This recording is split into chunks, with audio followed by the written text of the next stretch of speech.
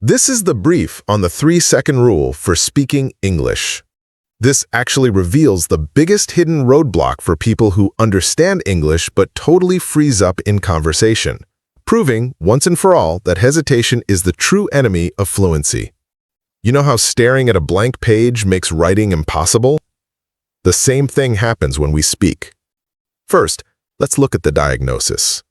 It's basically an overthinking delay. When you pause to mentally check your grammar or worry about making mistakes, you just end up staying completely silent. Why do we do this to ourselves? Because we prioritize perfection over connection. Second, here's the mechanical solution, the 3-second rule. When you're asked a question, you just hear it, mentally count 1, 2, 3, and then start speaking literally anything. This works because it quickly denies your brain the time it needs to translate words from your native language, like Hindi, for example, into English. Finally, to really make this stick, you need a mindset shift.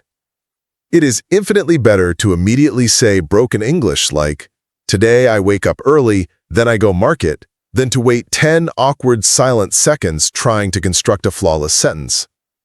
Think of it like a physical reflex. Fluency is a muscle built by moving, not by analyzing the weights. Ultimately, fluency comes directly from the act of speaking, not the act of thinking. So next time someone asks you a question, don't overthink it. Just count to 3 and let the words out.